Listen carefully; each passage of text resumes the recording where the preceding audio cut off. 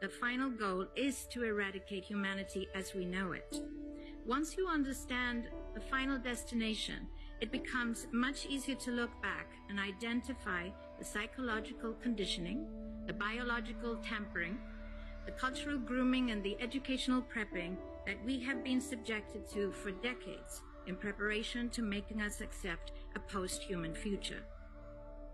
It takes a lot of physical and psychological abuse to get an intelligent species like ours to agree to its own extinction. Most, if not all, that has transcended in the last 60 years was designed to get us closer to accepting such a dystopian reality.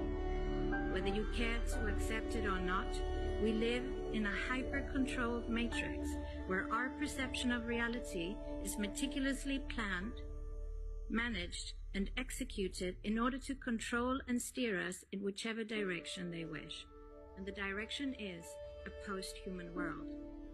For this, they first needed to destabilize, dehumanize, and demoralize humanity through every means possible.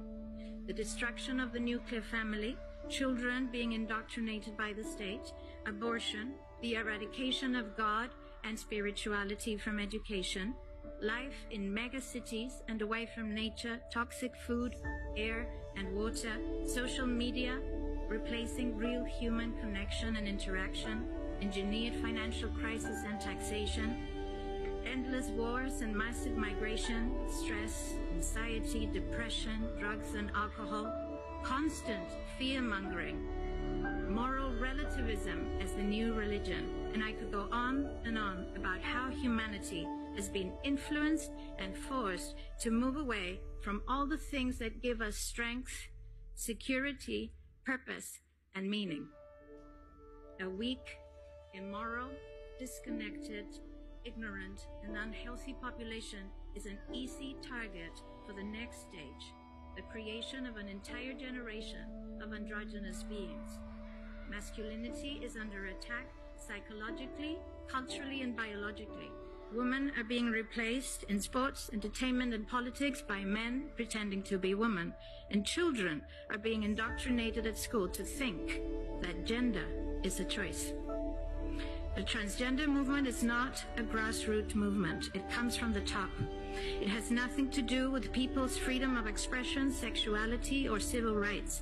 It's an evil psyop with a clear agenda to get us closer to transhumanism by making us question the most fundamental notion of human identity, our gender.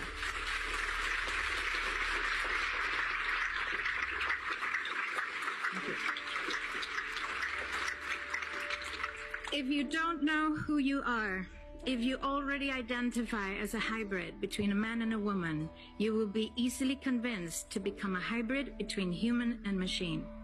Gender ideology is the 2 + 2 = 5 from George Orwell's 1984 dystopian novel.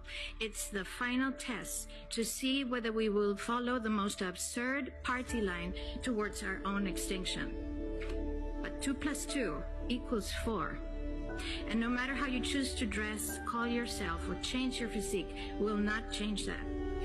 The sad reality, though, is that in the gaslighting process to get us closer to a post-human future, they have mentally and physically harmed an increasing number of children and young people, and it's only getting worse.